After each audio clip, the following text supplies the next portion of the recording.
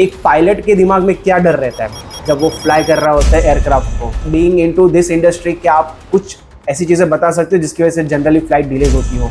ऐसा क्यों होता है कि बोइंग में ही ज़्यादातर एक्सीडेंट्स हमने देखे हैं? सबसे बुरा थॉट कोई भी पायलट के लिए होता है वो है हाईजैक। एवरेज सैलरी कितनी होती है पायलट की? सो इतने 2000 फ्लाइट्स में ऐसा कोई मेमोरेबल केस या फिर ऐसा कोई मेमोरेबल आपकी जर्नी आपको याद है अभी तक जो आप भूल नहीं सकते? आपको जो एजुकेशन है उसमें कितना अप्रोक्सीमेट कॉस्टिंग चला जाता है? तो आज हम जानेंगे एक पायलट की जर्नी के बारे में। जिनेश जो है वो इंडिया की one of the top airlines के साथ काम करते हैं। अगर किसी को पायलट बनना है तो उसकी क्या प्रोसेस रहती है और पायलट की जर्नी कैसी होती है, और कुछ इंसाइट्स के बारे में जानेंगे जो आई थिंक सिर्फ पायलट्स को ही पता होती है। उनकी सैलरी कितनी होती है और उनका क्या एजुकेशन रिक्वायरमेंट होती है, वो सारी की सारी डिटेल आज के हम एपिसोड्स में उसके बारे में डिस्कस करेंगे। Again welcome so much Jinesh.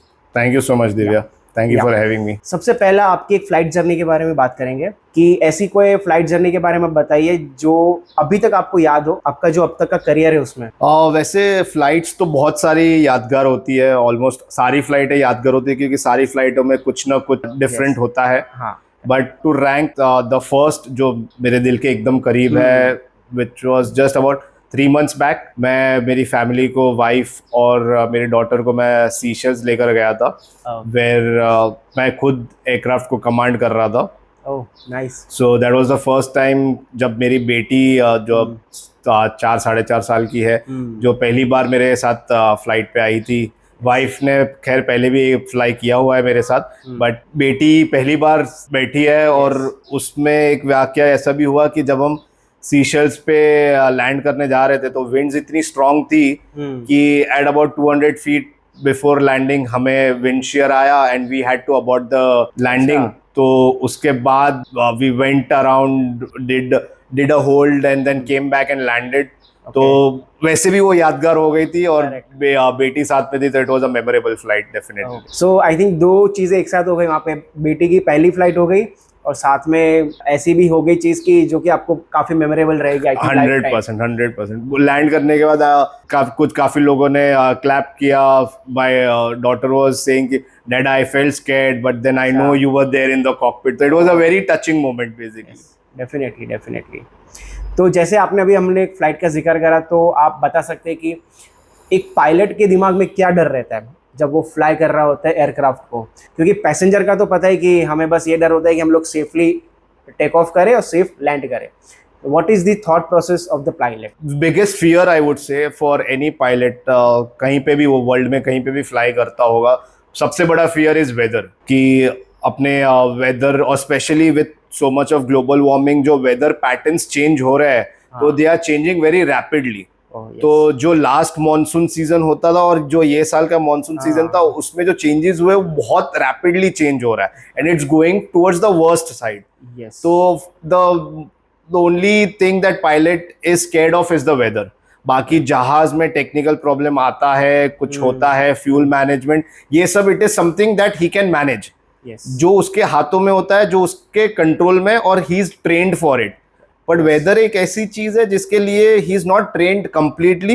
Over a period of time आप अपने एक्सपीरियंसेस के साथ अपने मेंटल मॉडल्स बनाकर आप फ्लाई करते हो, but still when you are enter the weather there is always बोलते हैं ना कुछ अमाउंट ऑफ अनसर्टेनिटी कि क्या होगा। तो weather is the biggest fear for any pilot. In terms of weather बात करूँ तो according to my thought rainy season is the toughest होती है, राइट? तो अगर हम उसको डाइसेक्ट करेंगे तो रेनी season is one of the toughest. तो इंडिया में स्पेशली इंडियन सब कॉन्टिनेंट की अगर हम बात करें तो प्री मॉनसून जो महीना होता है, से फ्रॉम अप्रैल एंड से मई एंड जून, जो हम कहते हैं प्री मॉनसून, जो मॉनसून के पहले का वेदर होता है, that is the most challenging. क्योंकि उस टाइम पे इतनी हीट होती है, इंडियन सेंट्रल इंडिया जो हम छोटा नागपुर एरिया कहते हैं, प्लेटो रीजन, तो वहां पे इतनी गर्मी होती है और बे ऑफ बंगाल में लो प्रेशर क्रिएट होता है, जिस वजह से सीबी क्लाउड्स हम बोलते हैं, क्यूमुलोनिम्बस, तो उसकी जो स्ट्रेंथ होती है वो इतनी ज्यादा हो जाती है because of all this factors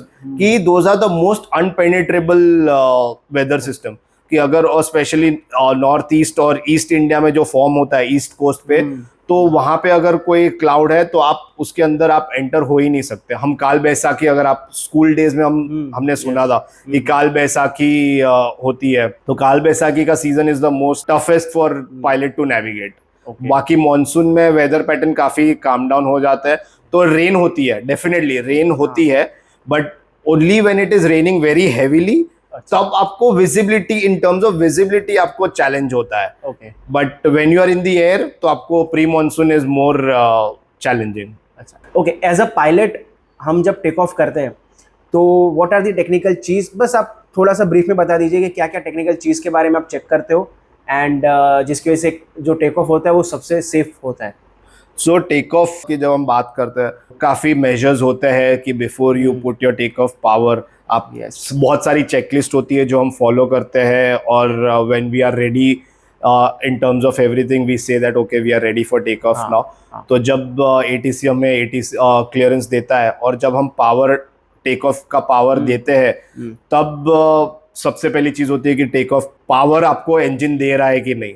That is the most important thing that we look at that point of time. उसके बाद आता है कि at what speed, मेरे टेक ऑफ स्पीड के पहले, हम V1 कहते हैं generally, the decision speed.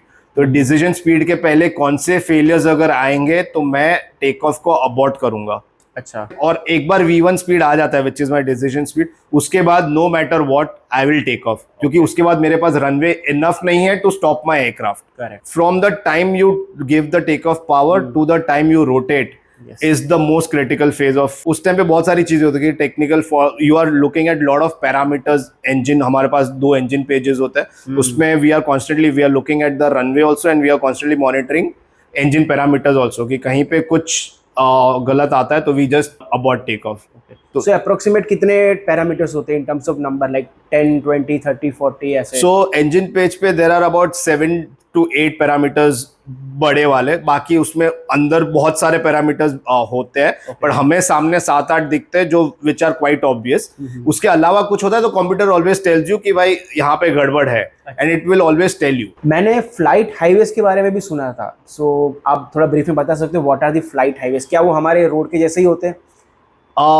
In a way yes, हमारे रोड के जैसे हमारे रोड पे एक्सप्रेसवेज होते हैं, काफी बड़े 4-4 लेन ऑन ईच साइड, वैसे ही हमारे भी हाईवेज होते हैं, but in the air they are pre defined now. अभी टेक्नोलॉजी इतनी बढ़िया हो गई है कि now it is through GPS, और हमारे एयरक्राफ्ट के ऑनबोर्ड नेविगेशन सिस्टम्स होते हैं, तो they follow a particular path in the air which is pre determined globally. जितने भी ग्लोब में है, ग्लोबली हाईवेज आर डिफाइंड। तो अब मैं यहाँ से फॉर एग्जांपल बॉम्बे से दुबई जा रहा हूँ, तो मुझे एक बोल दिया है कि आपको ये नवंबर 571 नाम का एक हाईवे है, ये हाईवे आपको फॉलो करके जाना है, और आगे जाके आपको हल्का सा लेफ्ट जाके ये वाला हाईवे पकड़ना है। तो वो प्री डिफाइंड होता है फ्रॉम बिटवीन 2 सिटीज और बिटवीन 2 कंट्रीज, तो वो हम रूट फॉलो करते हैं, और जीपीएस और ऑनबोर्ड नेविगेशन सिस्टम हमें वो रूट पे मेंटेन रखने में हेल्प करता है। So those are the flight highways. Okay, pilots को अलाउड नहीं होता राइट कि अगर वो एक हाईवे पे जा रहा है, सो दे अपनी मर्जी से वो हाईवे चेंज नहीं कर सकते? नहीं कर सकता है। अच्छा, अगर वो उसको फॉर एनी रीजन, लाइक मेरे हाईवे पे वेदर आ रहा है तो मैं डिविएट कर सकता हूँ, but I need prior permission from the ATC. अच्छा, okay. So I think air traffic control करने में ये हाईवेज आखिर बहुत important. Correct. So if you are following highway, तो आपके एटीसी को पता है कि आप कौन से रूट पे है, उसको आपकी स्पीड भी पता है, तो उसको एग्जैक्टली पता है आप यहाँ पे है, ये टाइम पे आप यहाँ पे होने चाहिए। पर for any reason if you are deviating, तो आपको एटीसी को बताना है कि भाई मैं ये टाइम पे यहाँ पे नहीं मिलूंगा आपको, मैं आपको यहाँ पे मिलूंगा। सो वो ट्रैफिक सेपरेशन में उसको हेल्प करता है एटीसी को। अच्छा, एटीसी का हम काफी जिक्र कर रहे हैं, तो थोड़ा ये भी एक क्वेश्चन आ रहा है कि एटीसी का नेटवर्क कवरेज कहाँ तक होता है? सपोज आप मुंबई से फ्लाई कर रहे हो, तो टिल व्हाट डिस्टेंस वो मुंबई का एटीसी आपके कनेक्ट में रहता है? एटीसी जैसे अपने VHF बैंड्स होते हैं, जहाँ से we are 2-way communicating with our ATC, उसकी रेंज जनरली 200 नॉटिकल माइल्स, तो पकड़ लो करीबन 350-360 किलोमीटर्स तक उसकी रेंज होती है। फिर ये होता है कि अगर जैसे बॉम्बे से if we are going towards Muscat, तो वहाँ पे अपने पास कोई लैंड मास नहीं है। हाँ, जैसे if you are going to the east, तो चेन्नई या कोलकाता से if you are going to the east, तो वहां पे अपने पास बीच में एक पोर्ट ब्लेयर आता है, अंडमान निकोबार, जहाँ पे अपने पास फिजिकल आइलैंड्स है। तो एटीसी क्या करता है, वहां पे एक रिपीटर लगा देता है, जैसे अपने वाईफाई के रिपीटर्स होते हैं जो अपने डिस्टेंट बेडरूम में अपने को नेटवर्क पकड़ता है और फिर वापस फेंकता है, एक्सटेंड कर देता है। करेक्ट। तो सेम थिंग रिपीटर्स होते हैं। तो if you are going on east bound, तो you are in radar contact almost throughout your flight till the time you reach Kuala Lumpur और कोई दूसरी कंट्री है। But if you are going west, तो आपको अराउंड 350 किलोमीटर के बाद आपको रेंज चली जाती है बॉम्बे की। ओके, देन बाद में आपका वो जो मस्कत का एटीसी है वो फिर मस्कत का ATC, so in some for some time you are in a silence zone. Okay, no communication zone. पर उसमें भी if I don't want to get deep into, पर हमारे एचएफ फ्रीक्वेंसीज होती है जो आर्मी और ये सारे यूज करते हैं, तो वो एचएफ फ्रीक्वेंसी पे हम कांटेक्ट हो जाते हैं। बट अच्छा, एक अगर एज अ पैसेंजर सबसे बड़ा एक जो चीज़ चैलेंज फेस होती है वो होती है फ्लाइट डिलेज के बारे में। बीइंग इनटू दिस इंडस्ट्री, क्या आप कुछ ऐसी चीजें बता सकते हो जिसकी वजह से जनरली फ्लाइट डिलेज होती हो? Flight delays, the most major reason is generally अपने यहाँ पे infrastructure, we are lagging behind. Demand और सप्लाई बहुत ज्यादा है, बट पीछे इंफ्रास्ट्रक्चर सपोर्ट नहीं है। तो आपने भी बॉम्बे से इन एंड आउट काफी बार फ्लाई किया होगा। बॉम्बे में आप बॉम्बे के नजदीक तो आ जाते हो, बट फिर उसके बाद आप सर्कल करते हो। The only reason being Bombay के पास एक रनवे है, तो उसके फिर लाइन लगती है, और जब आपका नंबर, तो उससे होता ही है कि एयरक्राफ्ट का turn around time is generally 30 to 40 minutes. तो अभी एयरक्राफ्ट अगर आता ही 20 मिनट लेट है, तो वो अभी 10 मिनट में वो टर्न अराउंड कर ही नहीं सकता, क्योंकि उसको पैसेंजर्स उतारने हैं, उसके बैगेजेस निकालने हैं, फिर नए पैसेंजर्स बिठाने हैं, उनके बैगेजेस लोड करने हैं। तो ये सबको 30 to 35 मिनट्स लगते ही लगते हैं। फ्यूलिंग भी तो होता होगा। फ्यूलिंग खैर 20 मिनट्स में हो जाता है, जब तक ये पैसेंजर्स उतर रहे, चढ़ रहे, उतने में फ्यूलिंग और ये सब हो जाता है। तो मेजर कंट्रीब्यूशन इज इंफ्रास्ट्रक्चर। तो इससे होता है कि एक एयरक्राफ्ट दिन में 10 से 12 सेक्टर्स एयरक्राफ्ट करता है। तो अगर वो कहीं पे 20 मिनट लेट हो, तो उसका कैस्केडिंग इफेक्ट बहुत ज्यादा हो जाता है, पूरे दिन भर चलते रहता है। Major is infrastructure. उसके बाद छोटे मोटे आते हैं, जैसे कि कभी कभार हो जाता है कि पायलट, बहुत बार काफी लोगों ने एक्सपीरियंस किया, पायलट का फ्लाइट ड्यूटी लिमिट एक्सीड हो जाता है। ओके, तो ये सारे डिलेज के वजह से कई कभार होता है कि now I am not legal for the next, मैं यहाँ से टेक ऑफ कर लूंगा with in my legality, but मैं लैंड नहीं कर पाऊंगा। तो वो फ्लाई नहीं कर सकते फिर, मतलब नहीं, तो फिर उनको अरेंजमेंट में एयरलाइन को दूसरे पायलट्स को अरेंज करने पड़ते हैं। Those are very rare cases, और ये जनरली होते हैं during the fog, winter season हो या रेनी सीजन, जहाँ और किसी दिन बॉम्बे में बहुत ज्यादा बारिश हो रही है, तो 2000 साल में 15-20 दिन आपको ये डिलेज आते होंगे। और very rarely it also happens कि कनेक्टिंग पैसेंजर्स है। हाँ, यस, कनेक्टिंग पैसेंजर्स, अगर उनकी कनेक्टिंग फ्लाइट डिले हो गई है, तो आपको उन पैसेंजर्स को ये फ्लाइट पे तो लेकर जाना है। करेक्ट। तो उस वजह से आपको 10-15 मिनट का काफी बार डिले आ जाता है। मेजरली अगर सेम एयरलाइन की कनेक्टिंग फ्लाइट हो तो रोकना ही पड़ेगा। दूसरी एयरलाइन अगर दो, तो या this is a good point. अगर आप कनेक्टिंग फ्लाइट बुक कर रहे हो, तो मेक श्योर कि आप सेम पीएनआर पे कनेक्टिंग फ्लाइट बुक कर रहे हो। अगर आपके पीएनआर दोनों अलग अलग है, तो वो फ्लाइट आपकी निकल जाएगी और ये वाली डिले आएगी। तो अगर सेम पीएनआर पे आप है, तो that is airlines responsibility to connect you, and that is the security for the passenger. Definitely. तो अपने यहाँ पे अपन कभी कभार वो चीप फेयर के चक्कर में हम 2 अलग अलग एयरलाइन बुक कर लेते हैं, and then we get up into a mess. Either आप बीच में बफर टाइम ज्यादा रखिए, लेओवर टाइम है वो ज्यादा रखिए, टू बी सेफ साइड। या तो आप सेम एयरलाइन के साथ सेम पीएनआर पे बुक कर, तो अगर आपकी वो फ्लाइट चली भी जाती है, तो airline will compensate you, and जो दूसरी फ्लाइट जा रही है उसमें आपको लेकर जाएंगे। That's a very nice point. अच्छा, अभी कुछ इंसिडेंट हुए थे, जैसे कि अहमदाबाद एयरक्राफ्ट इंसिडेंट हुआ था, हालांकि हम उसमें नहीं जाएंगे, बट वहाँ पे ये कंट्रोवर्सी चली थी कि 2 एयरलाइंस जो मेजर एयरलाइंस है हमारे पूरे वर्ल्ड में, एक है एयरबस और दूसरी है बोइंग। सो एक जनरल कोट चलता है कि if it is Boeing I am not going. तो मतलब क्यों बोइंग इतनी बदनाम है और क्यों एयरबस पे लोग इतना ट्रस्ट करते हैं? और जनरली अगर हम लो फेयर एयरलाइंस देखें तो वो जनरली बोइंग को ही प्रीफर करती है। डेफिनेटली प्राइस रेंज तो होगा ही, बट वाई ऐसा क्यों होता है कि बोइंग में ही ज़्यादातर एक्सीडेंट्स हमने देखे हैं? कुछ आपका पर्सनल एक्सपीरियंस अगर आपके साथ कुछ हुआ ऐसा हो? अगर बोइंग की बात करें, जैसे 737, बोइंग के 737 एयरक्राफ्ट है, या 787 जो हालांकि अहमदाबाद क्रैश में 787 काफ़ी फेमस हो गया, इनफेमसली फेमस हो गया है. But Boeing is a very old company. 1960s से वो 737s बना रहे हैं, 747s बना रहे हैं. तो ऐसा नहीं है कि 2000 अनसेफ. इंडिया में सबसे ज्यादा एक्सीडेंट्स कौन से कार के होते हैं? मारुति सुजुकी के. क्यों होते हैं? क्योंकि सबसे ज्यादा बिकती वो है. In terms of volume. In terms of volume, Yes. correct. But in terms of percentage, if you see, aviation is the most safest mode of travel. In terms of percentage. Yes. But it gets highlighted क्योंकि उस पे media का ध्यान होता है, high profile accidents होते हैं, उस वजह से ध्यान उन पर ज्यादा जाता है. तो वैसे ही अगर कोई छोटा कार मैन्युफैक्चर है, फॉर एग्जांपल अगर आप भी पकड़ लीजिए MG, उसके एक्सीडेंट्स कम होंगे क्योंकि उसके कार वॉल्यूम सेल्स ही एब्सोल्यूट टर्म में कम है. करेक्ट. तो सेम चीज बोइंग इज फेसिंग. और उनके फिलहाल रिसेंटली थोड़े मैनेजमेंट इश्यूज चल रहे हैं, थोड़ा सेफ्टी को लेके.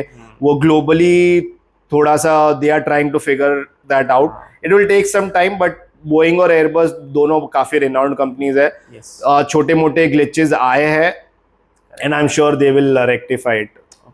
One of the main features जो हम देखते हैं आजकल के एयरक्राफ्ट में वो है कि ऑटो पायलट वाला. सो ऑटो पायलट एक पायलट को कितनी हेल्प करता है, like whether it can take off automatically, whether it can land automatically, whether it can fly automatically.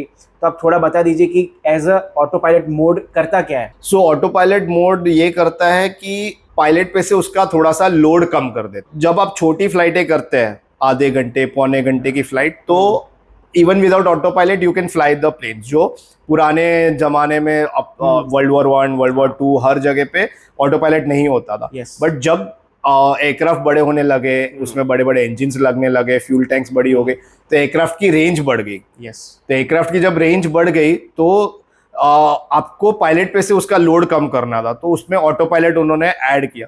तो ऑटो पायलट जनरली आपको क्रूज फेज में या आपके छोटे मोटे रेगुलर काम जो है, क्लाइंब करना, डिसेंड करना, वो सारे मैनेज कर सकता है. But the moment something goes wrong, पहला चीज आपका ट्रिप होता है वो है ऑटो पायलट. सबसे पहले ऑटो पायलट हाथ खड़े कर देता है कि भाई अब मेरे से नहीं होगा, अब तू देख ले. तो वही होता है कि ऑटो पायलट आपके जो रोज के जो काम है, जैसे मैनेजर के अंडर उसकी टीम होती है, जो रोज रेगुलर काम है वो कर लेगा. पर कुछ क्राइसिस आता है या कुछ आउट ऑफ द बॉक्स करना है या कुछ अलग करना है, तो मैनेजर को ही करना पड़ेगा. तो सेम थिंग, ऑटो पायलट हमारा एक एग्जीक्यूटिव है जो हमें हेल्प करता है हमारे रेगुलर काम मैनेज करने में. अच्छा, कोई पैसेंजर का कोई अनयूजुअल एक्सपीरियंस आपने इतने सालों के जॉब में फेस करा हो? बहुत ही वियर्ड सा कुछ पैसेंजर इंसिडेंट हो गया था, उसको मैनेज करना पड़ेगा, ऐसा कुछ याद आ रहा है सर आपको? पैसेंजर के साथ एक बार हुआ था. हम आ रहे थे, आई थिंक जेड्डा से बॉम्बे हम आ रहे थे. तो बॉम्बे लगभग 5.5-6 घंटे की फ्लाइट होती है वो. तो बॉम्बे में हम अराइवल की तैयारी कर रहे थे और अबाउट 30-45 मिनट्स बाकी होंगे लैंड होने में, और एक passenger suddenly had a heart attack on board. हमारी कैबिन क्रू सारी एकदम ट्रेंड होती है इन सारी सिचुएशंस को मैनेज करने में, and unfortunately we didn't had a doctor on board that day. तो जो भी करना था कैबिन क्रू को ही करना था. तो they gave us a call कि sir there is a passenger who has a heart attack and will need medical assistance on ground immediately. तो हमने तुरंत बॉम्बे ATC को कांटेक्ट किया और हमने उनको बताया कि we have a medical emergency on. तो उन्होंने सीधा हमें ले लिया प्रायोरिटी 1 पे. अच्छा. तो हम फुल स्पीड पर हम आए, जाकर लैंड किया, तुरंत पूरी मेडिकल टीम रेडी थी. जहाँ पे हम पार्क किया वहाँ पे पूरी मेडिकल टीम रेडी थी, and fortunately we survived the passenger. So nice. I think यहाँ पे हमें इंफ्रास्ट्रक्चर के मैनेजमेंट को अप्रिशिएट करना चाहिए, राइट? कि एज ए सिचुएशन में अगर वो लोग हैंडल कर सकते हैं, that means like we are capable enough. तो वही है कि कैबिन क्रू का first job is safety of passenger and the cabin. बाद में वो जो सर्विस करते हैं that is their secondary job. पर सेफ्टी और and they are trained for, वो बोलते हैं ना कि they are the first line of defence.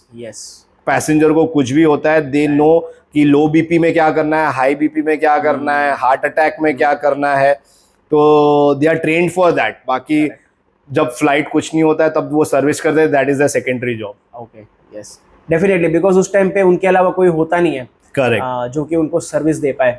अच्छा, जैसे हमने अभी बात करी कि आपके फ्लाइट के एक पैसेंजर को हार्ट अटैक की सिचुएशन हो गई थी, आपको इमरजेंसी में लैंड करना पड़ा, तो ऐसी कई सिचुएशन होती है जो कि होती नहीं हमारे साथ, बट आपको एज अ ट्रेन किया जाता है। जैसे फॉर एग्जांपल हाईजैकिंग हो गया, या फिर कोई फाइट्स हो गई पैसेंजर के बीच में, या फिर ऐसी अनकंट्रोलेबल सिचुएशन हो गई। तो उस केसेस में आप as a pilot what is your role?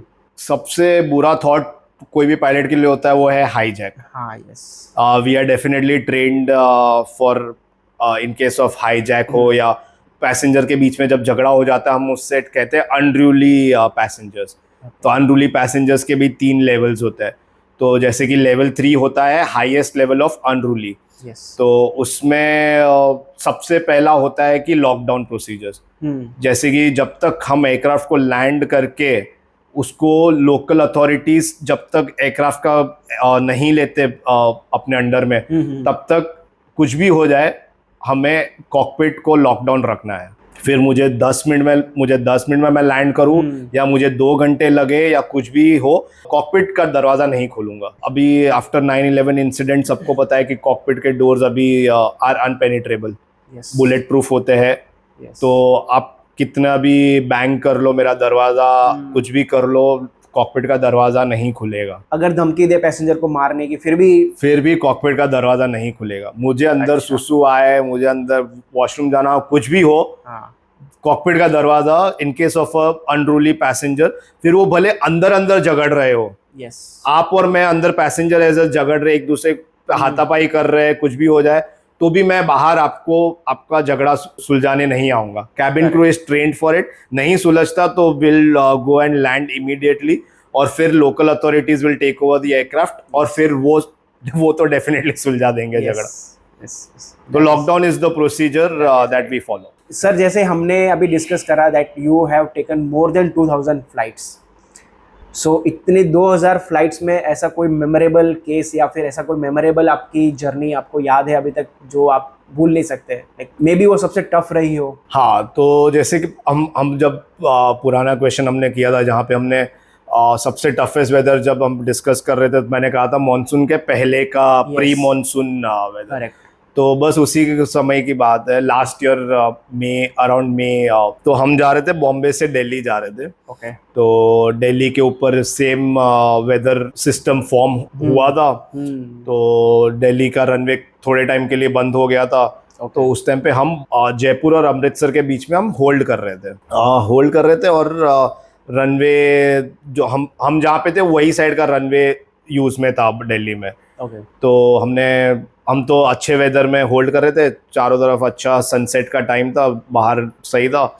हमने बोला कि जैसे ही दिल्ली का रनवे खुलेगा, वेदर थोड़ा ओपन होगा, हम जाके यही डायरेक्शन से जाके लैंड कर लेंगे।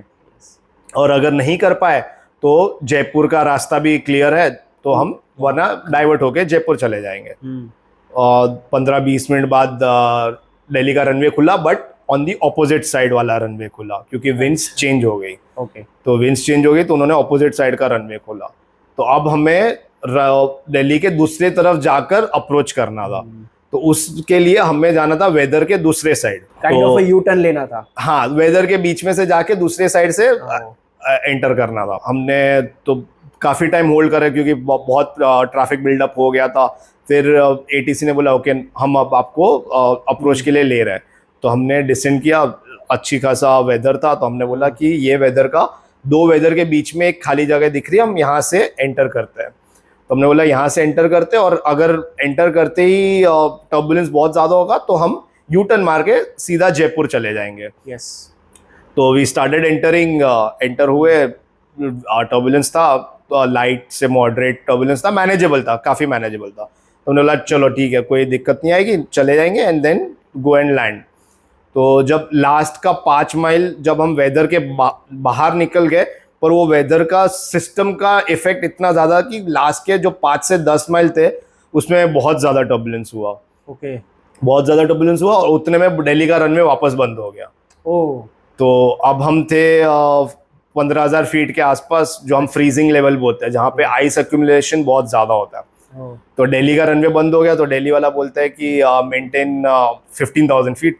तो हमने बोला कि unable, give us either descent और गिव अस क्लाइंब, बट क्योंकि हम आइसिंग कंडीशन में we can't maintain this level. पर ट्रैफिक लोड इतना ज़्यादा हो गया, बोलता है कि हर लेवल, हर 1000 फीट पे एयरक्राफ्ट थे। तो उसने बोला कि sorry I can't give you descent. तो अब हम फ्रीजिंग लेवल पे कंटिन्यू कर रहे हैं फ्लाइट को, और अब आपको एयरक्राफ्ट फ्रेम पे हेल सुनाई दे रहा है। हेल जो होता है बर्फ का थोड़ा स्नो से बड़ा होता है, आइस बोलते हैं हम। तो आइस अभी हिट हो रहा है एयरक्राफ्ट को, तो which is also one of the most dangerous things in for aircraft. तो हमने कहा कि दिल्ली को तू या तो डिसेंट दे या तो हम जा रहे हैं लखनऊ। तो उसने बोला कि डिसेंट तो मैं आपको दे नहीं सकता, आप बताओ क्या करना। हमने बोला हम जाएंगे फिर लखनऊ। तो उस टाइम पे बिना अप्रोच मारे वी डाइवर्टेड टू लखनऊ। और लखनऊ में जब हमने जाके एयरक्राफ्ट को सर्वे किया, इट वाज ऑल, कुछ नहीं हुआ था एयरक्राफ्ट को, but that was a wise call. कि कभी कभार होता है कि भाई अप्रोच करना is more difficult than to divert, और safety is always the prime thing that we follow. एक और क्रॉस क्वेश्चन यहाँ पे मेरे को आ रहा था कि आप अमृतसर और जयपुर के बीच में I think you were holding, then आपने वापस यू टर्न लेके दिल्ली की तरफ गए, then you diverted towards Lucknow. इतना फ्यूल होता है एयरक्राफ्ट में as a domestic, I think domestic airline होगी वो, तो इतना फ्यूल होता है एयरक्राफ्ट में? सो एयरक्राफ्ट में फ्यूल हमेशा होता है till the time you take off to your destination. Destination पे नॉमिनल होल्डिंग फ्यूल होता है कि आपको 15-20 मिनट का आपको होल्ड करना पड़ेगा, उस हिसाब से थोड़ा एक्स्ट्रा फ्यूल होता है। और वहां से आपको होता है आपके डाइवर्जन का फ्यूल भी आप हमेशा लेकर चलते हैं। अच्छा, ओके। तो डाइवर्जन का फ्यूल भी लेकर चलते हैं, और उसके बाद हम जैसे अपनी गाड़ियों में रिजर्व होता है वैसे टैंक में एयरक्राफ्ट में भी रिजर्व होता है, जो 30 मिनट और होता है।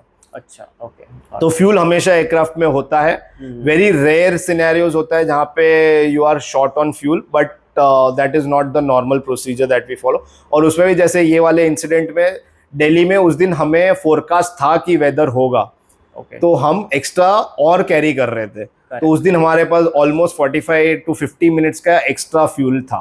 That's good. तो फोरकास्ट के हिसाब से we always carry extra fuel. अभी आते हैं आपकी जर्नी पे। सबसे पहले हम उसी से शुरुआत करते हैं कि अगर किसी को पायलट बनना है तो क्या उसके एजुकेशन होनी चाहिए, और क्या क्या डिग्रीज उसको लेनी पड़ती है, कौन से बेहतर इंस्टीट्यूट्स है हमारे इंडिया में, तो उसके बारे में थोड़ा ब्रीफ बता दीजिए। किसी को भी अगर पायलट बनना है तो सबसे पहले तो आप कोई भी फील्ड में जाइए, आपको आर्किटेक्ट बनना है या डॉक्टर बनना है, आपको वो चीज़ के लिए लाइकिंग होनी चाहिए। तो सेम थिंग, अगर आपको पायलट बनना है तो आपको उसके लिए लाइकिंग होनी चाहिए। स्किल्स तो आप जब पढ़ाई करोगे आपको आ जाएगी, पर आपको इनहेरेंट लाइकिंग है कि नहीं पायलट बनने के लिए, that is the most important thing. उसके बाद है कि पहले होता था 12th साइंस वाज मैंडेटरी। अभी रिसेंटली, वेरी रिसेंटली DGCA ने कहा है कि इवन कॉमर्स स्टूडेंट्स और art students after your 12th can become a pilot. उसके बाद आपको फ्लाइंग ट्रेनिंग स्कूल जाकर आपको फ्लाइंग ट्रेनिंग करनी पड़ेगी, एग्जाम्स देने पड़ेंगे। और पायलट एक ऐसा प्रोफेशन है, जैसे डॉक्टर्स भी होते हैं, they have to keep on updating themselves with the new variants या न्यू बीमारी। वैसे ही पायलट्स में भी नई टेक्नोलॉजीज हर 5 साल में नई टेक्नोलॉजी आती है। I would say even less than every 5 years technology आती है। आपको कॉन्स्टेंटली साल में लगभग 5 से 7 बार आपको अलग अलग एग्जाम्स देनी होती है, आपकी एयरलाइन की भी या DGCA की हो। Constant, it's a constant learning curve. आप बोलोगे कि भाई मेरी ट्रेनिंग हो गई, मैं पायलट बन गया, अब किताबें बंद, तो पायलट के साथ ये नहीं होता। तो हर महीने हमारी किताबें खुली रहती है, हम पढ़ते रहते हैं, एग्जाम देते रहते हैं। तो it's a continuous journey, because technology is evolving, तो आपको भी उतना रेडी होना पड़ेगा। Correct, technology is evolving, plus हमारे जितने भी फेलियर्स होते हैं ये सब रियल लाइफ में शायद ही कोई पायलट के लाइफ टाइम में एक आध बार आएगा, या शायद, और मैक्सिमम पायलट के लाइफ में इमरजेंसीज नहीं आती है, जो आनी भी नहीं चाहिए, पर आपको उसके लिए ट्रेन होना है। तो कहाँ ट्रेन होंगे आप? सिमुलेटर में ट्रेन होंगे। तो सिमुलेटर में वो कांस्टेंट ट्रेनिंग होती है, हर 6 महीने हमारे चेक्स होते हैं सिमुलेटर पे, जहाँ पे सारे फेलियर्स हमें रिवाइज करवाते हैं, प्रैक्टिस करवाते हैं, टेस्ट लेते हैं हमारा, ताकि ऑन बोर्ड आए तो you are more confident to handle the situation. Correct. आपने जैसे बताया कि इंस्टीट्यूशन होते हैं जहाँ से हम लोग ट्रेनिंग ले सकते हैं, तो मैंने देखा है कि काफ़ी एडवर्टीजमेंट भी देखी है कि जहाँ पे वो लोग आपको पायलट बनने की ट्रेनिंग्स देते हैं। DGCA से तो उनका लाइसेंस्ड होगा ही, बट मैंने ये भी देखा है कि वहाँ से ट्रेनिंग लेने के बाद वो लोग as a passenger flights fly करने का उनको अलाउड नहीं होता। लाइक स्मॉल जेट्स हो गए या फिर उस तरीके के पायलट्स फ्लाई करने की उनको परमिशन मिलती है। तो क्या होता है कि मतलब क्या प्रोसीजर होता है अगर उनको passenger pilot, the way you are doing the job, अगर वो बनना है तो उनको क्या क्या लाइसेंस लेने पड़ते हैं, क्या क्या रिक्वायरमेंट्स होती है, बेसिक रिक्वायरमेंट्स? सो हम जो लाइसेंस लेते हैं एज अ ट्रेनिंग जब हम लेते हैं तो हम लेते हैं CPL बोलते हैं हम, कमर्शियल पायलट लाइसेंस। तो जैसे अपना ड्राइविंग लाइसेंस होता है, जैसे मेरे पास जो ड्राइविंग लाइसेंस है उसमें है कि I can drive motorcycle with gear and I can drive a light motor vehicle. But अगर मुझे कमर्शियल व्हीकल, अगर मेरे पास वैगनआर है पर मुझे येलो प्लेट वाली वैगनआर चलानी है तो मैं नहीं चला सकता। मुझे उसके लिए लाइसेंस पे वो थप्पा मरवाना पड़ेगा कि I can drive a commercial vehicle. या फॉर एग्जांपल ट्रक हो गया, या कंस्ट्रक्शन इक्विपमेंट्स में जो हम JCBs होते हैं या रोड रोलर्स होते हैं, वो चलाने के लिए भी आपको स्टैंप चाहिए आपके लाइसेंस। तो सेम वे पायलट के लिए भी आपको जो भी एयरक्राफ्ट चलाना है, जैसे पैसेंजर एयरक्राफ्ट है, या मैं अगर 320 एयरबस 320 उड़ा रहा हूँ या मैं बोइंग 737 उड़ा रहा हूँ, तो वो लाइसेंस पे मेरा उसका थप्पा होना चाहिए। मुझे उसकी पूरी, वो एयरक्राफ्ट की पूरी ट्रेनिंग लेनी पड़ेगी, ट्रेनिंग और उसके चेक्स देने पड़ेंगे। वो कंप्लीट होने के बाद मेरे लाइसेंस पे वो स्टैंप होकर आएगा, हम उसे एंडोर्समेंट कहते हैं। तो मेरे लाइसेंस पे जितने एंडोर्समेंट है मैं वही एयरक्राफ्ट चला सकता हूँ। उसके अलावा अगर मैं 737 उड़ा रहा हूँ तो मैं एयरबस 320 नहीं उड़ा सकता। 320 उड़ाने के लिए मुझे वापस उसकी ट्रेनिंग लेनी पड़ेगी और उसको लाइसेंस पे स्टैंप करवाना पड़ेगा। तो अभी जैसे यहाँ पे कुछ इंस्टीट्यूट्स हो गए, एविएशन एकेडमीज हो गई है, तो वहाँ पे सपोज मैं गया, मैंने एग्जाम्स दिए, मैंने पास कर लिया, लाइसेंस ले लिया, तो क्या जो हमारी एयरलाइंस कंपनीज है जैसे कि एयर इंडिया है या फिर इंडिगो है, वो मुझे हायर करेंगी उस टाइम पे, या फिर उनको रिक्वायरमेंट कोई अलग चीज़ की होती है? कोई भी एयरलाइन होती है, इंडिगो की बात कर ले तो इंडिगो के पास एग्जांपल एयरबस 320 है और ATR है। अगर आकाशा की बात कर ले तो उसके पास बोइंग 737 है।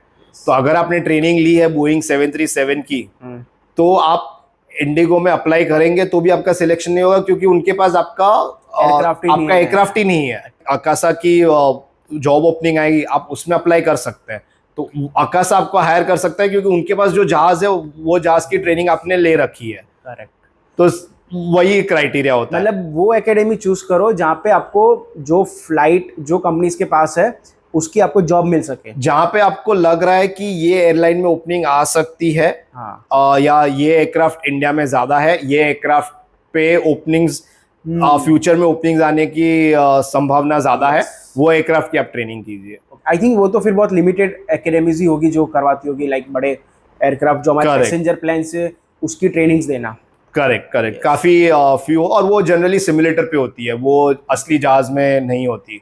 जैसे 320 की ट्रेनिंग हो, ATR की हो या 737 की हो, वो असली जहाज पे ट्रेनिंग नहीं होती, वो सिमुलेटर में ट्रेनिंग होती है। बट वो सिमुलेटर भी होता है बहुत ही एडवांस, वो भी काफी 80 करोड़ 100 करोड़ रुपए, almost like a plane. It's मतलब आप अंदर चले जाओ, एक बार सिस्टम चालू हो जाएगा, आपको पता नहीं चलेगा कि आप असली जहाज में बैठे हो या सिमुलेटर में बैठे हो। It's exactly the same. अभी सबसे इंटरेस्टिंग क्वेश्चन पे आते हैं कि एवरेज सैलरी कितनी होती है पायलट की। उसके लिए आप पहले मुझे ये डिफाइन कीजिए कि पायलट्स में भी आई थिंक एक को पायलट होता है, एक कैप्टन होता है, तो ऐसे क्या क्या लेवल्स होते हैं और उनकी एवरेज सैलरीज कितनी होती है? तो क्योंकि सबसे बड़ा जो है जनरल लगता है कि पायलट्स तो बहुत कमाते हैं, लैक्स में कमाते हैं, मोटिवेशन होता है वो, तो आप थोड़ा उसका क्लैरिफिकेशन दे दीजिए। देखिए, पायलट्स बहुत ज़्यादा कमाते हैं, ये एक्चुअली एक मिथ है। अच्छा। पायलट्स जितना लोगों को लगता है कमाते हैं उतना नहीं कमाते हैं। जितना ग्लैमरस लगता है उतना ग्लैमरस है नहीं। ओके। तो the amount of training cost that you put in pilot बनने के लिए, और sorry to cut you off, हाँ ये क्वेश्चन भी मेरा हो सकता है कि मतलब ये क्वेश्चन मुझे लेना ही था कि आपको जो एजुकेशन है उसमें कितना अप्रोक्सीमेट कॉस्टिंग चला जाता है? सो अप्रोक्सीमेट कॉस्ट काफ़ी वेरिड है, डिपेंड ऑन आप कहाँ से कर रहे हो, इंडिया से ट्रेनिंग कर रहे हो या अब्रॉड से ट्रेनिंग कर रहे हो। तो बट फिर भी सिर्फ CPL की बात करें, जो कमर्शियल बेसिक लाइसेंस होता है, कमर्शियल पायलट लाइसेंस लेने के लिए आपको समवेयर अराउंड 50 लाख से लेके 70 लाख के बीच का खर्चा आ जाता है। इंडिया से करो तो 40 प्लस हो जाता है, इंटरनेशनल कहीं पे भी करो तो 50 to 70 लाख के बीच में हो जाता है। फिर आपने जो दूसरी बात कही कि एयरलाइन की ट्रेनिंग करनी है, तो अगर आप एयरलाइन का एयरबस की ट्रेनिंग करो या बोइंग की ट्रेनिंग करो तो उसके अलग से 20 से 30 लाख रुपए उसके। तो मोटा मोटा अगर आप पकड़ लो तो somewhere around 80 lakhs to 1 CR के बीच में टोटल ट्रेनिंग कॉस्ट हो जाता है सिर्फ। It's kind of like doctor की डिग्री के हिसाब से आई थिंक वो सेम करेक्ट। अब मैं बात करूं तो डॉक्टर की सैलरी और पायलट की सैलरी, तो उसमें doctors will earn quite fast and there's no end. If you are a good doctor, there's no end to what you can earn. करेक्ट। स्टार्टिंग में आप JFO लगते हो, which is junior first officer, first officer and then a captain. Okay. ये 3 stages होते हैं। फिर captain में फिर you if you want to become a trainer, वो आपकी पर्सनल चॉइस होती है, आपको बनना है नहीं बनना है, बट ये 3 स्टेजेस होता है। JFOs की बात करें तो it starts barely around 80,000 to 1 lakh से स्टार्ट होती है and it goes to about 4 to 5 lakh rupees as you become captain और समथिंग। अच्छा, मतलब JFO अब हमारी जो बेसिक सैलरी होती है वो 80,000 स्टार्ट होती है, then suppose 1 lakh to 1.5 lakh depend on the airline, वो आपको मिलेगा। देन अगर आपके एस्टिमेशन के हिसाब से अगर मैं देन फर्स्ट ऑफिसर आता है, right? Correct. First officer will be around 2.5 to 3 lakh, 1.5 to 2.5 के बीच में, और depending on airline to airline. Yes, and then the captain, right? तो कैप्टन बनने के लिए कितने साल का एक्सपीरियंस या फिर कितने आवर्स की फ्लाइट्स जरूरी होती है? सो जनरली कैप्टन बनने के लिए आपकी एयरलाइन को रिक्वायरमेंट है कि नहीं, दैट इज द बिगेस्ट। अगर आपकी एयरलाइन ग्रो नहीं कर रही है और आपकी एयरलाइन को कैप्टन्स नहीं चाहिए तो आपको वो कैप्टन ट्रांजिशन नहीं मिलेगा। अच्छा। और अगर आपको कैप्टन बनना है तो आपको चाहिए एक और लाइसेंस जो हम कहते हैं ATPL। जैसे CPL हो गया आपको फर्स्ट ऑफिसर बनने के लिए, उसके बाद होता है ATPL आपको कैप्टन बनने के लिए। अच्छा। तो हम कहते हैं airline transport pilot licence, ATPL बोलते हैं। तो ATPL के लिए आपको कम से कम 1500 घंटे चाहिए as per DGCA, but company की अपनी अपनी खुद की इंटरनल रिक्वायरमेंट होती है जहाँ पे वो 2,500 से 3,000 घंटे कम से कम मांगते हैं for you to be eligible to apply for a captain. Okay, for that particular airline. For that particular airline, yes.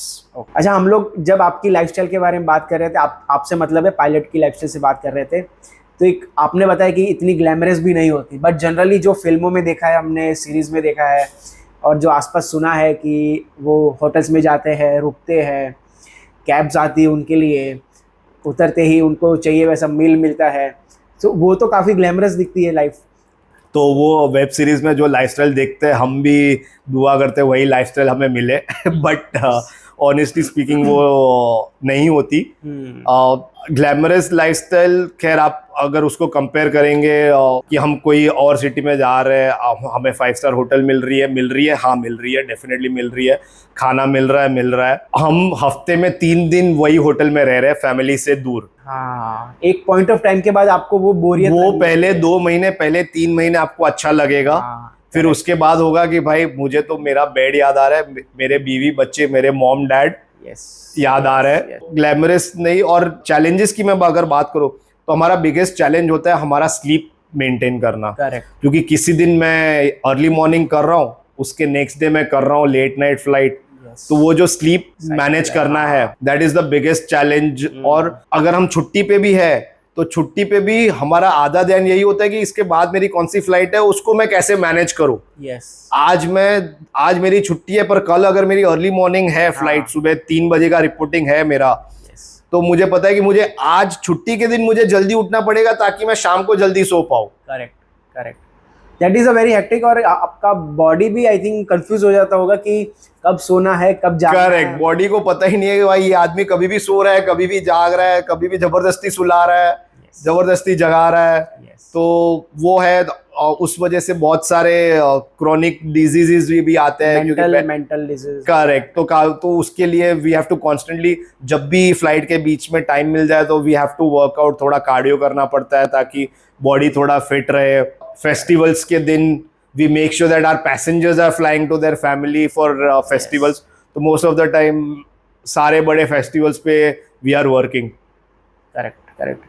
It's mostly like a profession जहाँ पे हम डॉक्टर्स ले लो या फिर हमारे सिक्योरिटी फोर्सेस, पुलिसमैन ले लो, they are working like for the कि other जो लोग हैं असामान्य, जब उनको बाकी लोगों को छुट्टी होती तब पुलिसमैन हो या सिक्योरिटी फोर्सेस हो, हम लोग हो, तो हम सारे उस टाइम पे we work more just to connected with the previous thought. अगर आपको पैशन है, अगर आपको पायलट बनना या एयरक्राफ्ट फ्लाई करना पसंद है तो ही बनिए। अगर आप ग्लैमरस लाइफस्टाइल या उसमें शॉर्ट टर्म मॉनेटरी गेन्स देखकर अगर आप आओगे तो आप ट्रस्ट मी 5 साल में थक जाओगे 100%। क्योंकि इसके लिए जो आपको प्राइस पे करना पड़ रहा है in terms of your family life, your health and monetary, all three together, तो you will get fatigue very soon if you don't love the job. Correct. So वो अलग से इंटरनल मोटिवेशन होना चाहिए। Internal motivation is your liking towards the job.